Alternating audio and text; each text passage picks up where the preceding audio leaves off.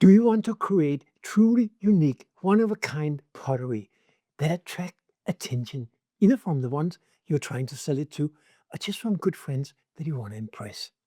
For many years, I tried to make unique pottery by shaping it in original ways and making all these kind of crazy textures. But I kept coming back to the classic shapes of pottery because, after all, they look the best and they work the best. So then I moved on with glazes, and I did a lot of different glazes. I tried to make my own glazes, original glazes, but I'm not a chemist. I can't invent new glazes, so I often end up with something that other potters can also do. But then I discovered Pitfire. This is the oldest way of making pottery. It's basically just fired in a bonfire.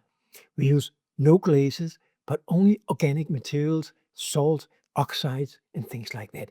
And it creates truly unique results. One of a kind. The downside is that you can't really make two that are the same. Never. But then again, that's not really what we're trying to do, right? But how do you do pit-fired pottery? What are the right clays to use? How do you build a kiln that you can fire it in? What are the colorants that you can use to make these beautiful colors? You can, of course, go to YouTube. There are tons of videos about how to do pit fire. I actually published quite a few of them, but then unstructured. You have to wade through lots of them to find the different elements of pit fire. It's not a structured learning. And then, of course, you can attend a real life workshop. And I encourage you to do that because it's great to do. I actually been teaching quite a few of these workshops, and I love it. But there is a problem with these kind of workshops. First of all, it usually takes place over a weekend, so 2 or 3 days. So I require my students to bring pots that are already prepared, that they already made, that they already bisque fired, so they're ready to do the pit fire. So the whole first part of the learning, what clay to use, how to shape your pots, how to prepare them for the pit firing, how to burnish them, how to use terra, and how to even create your own terra, that is typically not part of a workshop. And also, in the other end, after the pit fire, you need to spend some time on polishing them, dusting them off, and maybe apply a layer of wax or acrylic spray or whatever you want to apply. We typically don't have time for that during a workshop.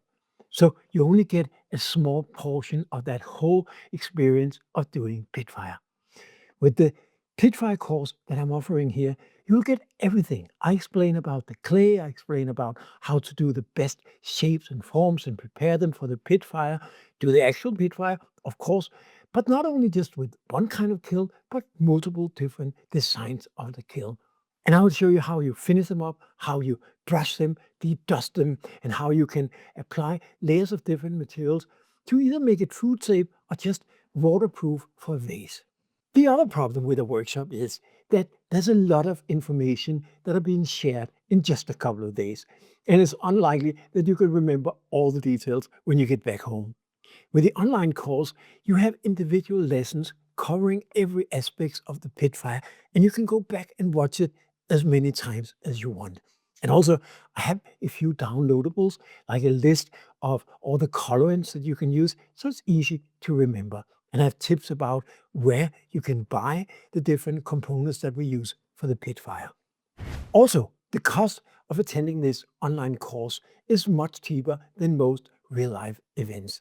So please click below to see everything that's included in this course. I'm sure you're going to enjoy it just as much as I did making it.